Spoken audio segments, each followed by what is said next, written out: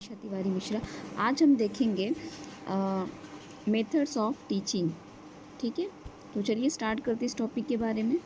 पहला इसका जो मेथड है लेक्चर मेथड है, और लेक्चर मेथड जो कि व्याख्यान से रिलेटेड है, जहाँ पे टीचर सिर्फ इंस्ट्रक्शंस देते हैं, इंफॉर्मेशन देते हैं, प्रेजेंटेशन करते हैं, ओरली मौखिक प्रस्तुति देते हैं, और इसे प्रसारित करने की विधि है जिसमें सिद्धांत, अवधारणाएं, विचार और किसी दिए गए विषय के बारे में सभी सिद्धांत ज्ञान शामिल हैं। तो देखिए यहाँ पे टीचर क्या करते हैं, व्यक्तिगत ओरली अपनी इन्फॉर्मेशन देते हैं, और ये जो सारी इन्फॉर्मेशन है टॉपिक से रिलेटेड है, जिसमें सिद्धांत की अवधारणा, विचार और दिए गए विषय के सभी सिद्धांत की चीज़ें शामिल हैं। मतलब कि principles, concept, factual information includes. तो ये सारी चीज़ें टीचर ओरली देते हैं। बच्चों का इन्वॉल्वमेंट यहाँ पे नहीं है, सिर्फ टीचर अपनी ओरल इन्फॉर्मेशन प्रेजेंट करते हैं। इस पद्धति में प्रशिक्षक जो भी जानकारी प्रशिक्षुओं को सुनने और समझने के माध्यम से सीखने के लिए आवश्यक बताता है, समझाता है, वर्णन करता है, यह संबंधित करता है।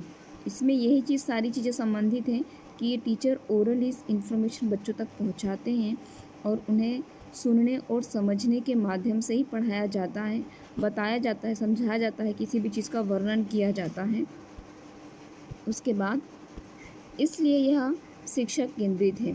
प्रशिक्षक बहुत सक्रिय है, सारी बातें कर रहा है। दूसरी ओर प्रशिक्षु सभी सुनने में बहुत निष्क्रिय हैं। व्याख्यान की लोकप्रियता के बावजूद प्रशिक्षुओं की सक्रिय भागीदारिता की कमी इसकी उपयोगिता को निर्देशित की एक विधि के रूप में सीमित करती है।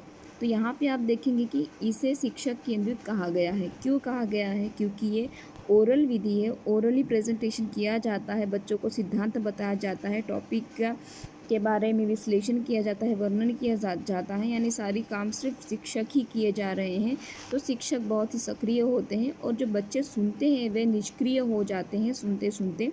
जबकि व्याख्यान बहुत ही लोकप्रिय है, उसके बावजूद भी प्रशिक्षक जो विद्यार्थी हैं उनकी सक्रिय सहभागिता की कमी यहाँ पे देखी जाती है लेक्चर मेथड में, और यह विधि सीमित करती है इसी कारण से, क्योंकि बच्चे यहाँ पे सक्रिय नहीं होते, जिस वजह से यह जो मेथड है सीमित हो जाता है थोड़ा सा। उसके बाद विषय पर बहुत कम ज्ञान या सीमित पृष्ठभूमि ज्ञान वाले प्रशिक्षुओं के लिए निर्देश की व्याख्या पद्धति सिफारिश की जाती है। तो यहाँ पर ज्ञान क्या है? बहुत कम। Lecture method instruction is recommended for trainees with very little knowledge. बहुत कम नॉलेज बच्चों तक पहुँचाया जाता है।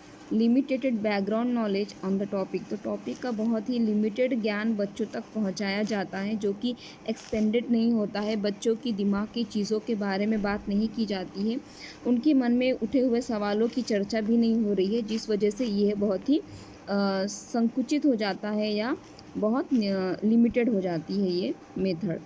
उसके बाद देखिएगा इसके लाभ क्या हैं, एडवांटेजेस देखेंगे। ये समय बचाता है, सिर्फ टीचर बोलते जाते हैं, अपने काम किए जाते हैं, तो ये समय बचाता है, बच्चों का इन्वॉल्वमेंट नहीं होता है। लचीलेपन की अनुमति देता है, यानी टीचर चाहे तो लचीलापन मतलब फ्लेक्सिबिलिटी कर सकते हैं, चाहे तो पढ़ाए ना पढ़ाए, शॉर्ट में पढ़ाए, बड़ा पढ़ाए, डिपेंड ऑन ही बच्चे, टीचर के ऊपर डिपेंड है। कम कठोर स्थान की आवश्यकता होती है, कठोरता नहीं होती है यहाँ पे। Required less rigid space requirement, यानी बहुत कम कठोरता होती है, क्योंकि टीचर ही पढ़ाए जा रहे हैं, तो यहाँ पे कोई रूल्स रेगुलेशंस तो है ही नहीं, यहाँ पे कठोरता वाली बात आती ही नहीं है। मतलब ज़्यादा कठोरता से पेश नहीं किए जाते हैं, बच्चे साइलेंटली बैठ के सिर्फ सुनते हैं। अनुकूल क्षमता की अनुमति देती है, अनुकूल होती है, जो बच्चों की क्षमताएं होती है अनुकूल होती है, ज़्यादा उन्हें इन्वॉल्व नहीं किया जाता है। बहुमुखी प्रतिभा की अनुमति देता है, बहुत सारी चीज़ों की तरफ आप बहुत सारे एरियाज़ की तरफ देखकर उसे एक्सप्लेन कर सकते हैं, उस प्रतिभा को महत्व दिया जाता है। संपर्क और अनुक्रम पर बेहतर केंद्र की अनुमति देता है। यानी कि permits better centre over contact and sequences, संपर्क और अनुक्रम पर बेहतर केंद्र अनुमति करते हैं। इसके डिसएडवांटेजेस देखते हैं, नुकसान क्या क्या हैं।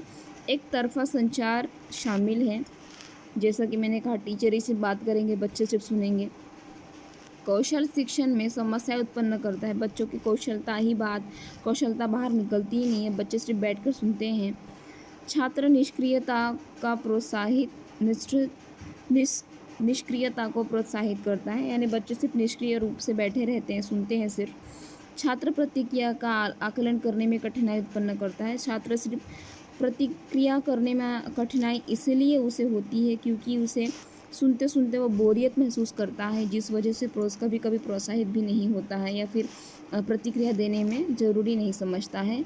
अत्यधिक कुशल प्रशिक्षकों की आवश्यकता है। इस मेथड के लिए बहुत अच्छे शिक्षक होना ज़रूरी है कि उनके अंदर बहुत सारी कलाएं हो कम्युनिकेशन में, तब जाके वो ये मेथड ले, तब जाके उसमें कुछ स्टूडेंट्स को प्रॉफिट मिलेगा। उसके बाद नेक्स्ट विधि है द डिस्कशन मेथड विधि, चर्चा विधि इसे कहा गया है। एक विधि जिसमें समूह चर्चा तकनीकों का उपयोग निर्देशात्मक उद्देश्य तक पहुंचाने के लिए किया जाता है। बच्चों को उद्देश्य तक पहुंचाने के लिए ये विधि का उपयोग किया जाता है। समस्याओं का कल्पनाशील समाधान विकसित करना, कोई भी समस्या अगर बच्चों को दी गई है तो उसका इमेजिनेशन करके बच्चों को अपॉर्चुनिटी दी जाती है कि बच्चा इमेजिन करके उस समस्या का समाधान निकाले या अपने प्रीवियस की किसी भी अनुभव को विचार करके उसका समस्या का समाधान निकालें। सोच और रुचि को प्रोत्साहित करना और छात्रों की भागीदारी सुनिश्चित करना, बच्चों को इन्वॉल्व करना है, बच्चों को इन्वॉल्व करके उनकी सोच और रुचि को प्रोत्साहित करके इस विधि में बच्चों की कला को बाहर निकाला जाता है। मुख्य शिक्षण बिंदुओं पर जोर देना है, जो भी इम्पोर्टेंट जो भी the emphasis main teaching point जो भी बहुत ज़्यादा इंपॉर्टेंट है बच्चों के अंदर होनी चाहिए, उस पर ज़्यादा फोकस किया जाता है चर्चा विधि में। नेक्स्ट पॉइंट की तरफ बढ़ेंगे। व्याख्यान पढ़ने में प्रयोगशाला अभ्यास के पूरक के लिए यह निर्धारित करने के लिए कि छात्र अवधारणाओं और सिद्धांतों को कितनी अच्छी तरह समझता है, तो व्याख्यान पढ़ने में या फिर प्रयोगशाला के लिए भी इसमें अभ्यास करवाया जाता है चर्चा विधि में। और यहाँ पे निर्धारित किया जाता है कि बच्चों ने कितनी चीज़ें समझी हैं, ये जो भी सिद्धांत को पढ़ रहे हैं उसके कितने अच्छी तरीके से वह सिद्धांत उन्हें समझ में आए हैं, इसका भी उपयोग किया जाता है। प्रक्रिया के सिद्धांत को लागू करने के लिए छात्रों को तैयार करना, यानी जो भी सिद्धांत है प्रक्रिया के लिए उन्हें किस तरीके से लागू किया जाए, इसके लिए बच्चों को तैयार करना है। जैसे कि अगर प्रयोगशाला में ही बच्चों के साथ चर्चा की जाती है तो जो भी सिद्धांत हैं उस पर्टिकुलर प्रयोग को लेके सारे बच्चों को वो चीज़ समझ में आ जाए, इसके लिए छात्रों को तैयार किया जाता है, समझाया जाता है और एक एक बच्चों से क्वेश्चंस किए जाते हैं और उनसे चर्चा भी की जाती है। संक्षेप में बिंदुओं को स्पष्ट करना या समीक्षा करना, किसी भी बिंदुओं को संक्षेप में यानी शॉर्ट में और अच्छी तरीके से समझाना और उसे अच्छी तरीके से रिव्यू लेना उसका बच्चों से। उसके बाद देखिए इसके लाभ क्या है, चर्चा विधि के एडवांटेजेस क्या हैं। छात्र हित में वृद्धि करें, बच्चों की विकास में वृद्धि करें, छात्रों को स्वीकृति और प्रतिबद्धताओं को बढ़ाएं, बच्चे अपनी कमियों को एक्सेप्ट करें या अपनी जो भी अच्छाई है उसे भी एक्सेप्ट करके आगे बढ़ें। छात्र ज्ञान और अनुभव का उपयोग करता है, बच्चे जो भी पिछला ज्ञान लिए हैं या अनुभव किए हैं उसे उपयोग करके वे आगे बढ़ें।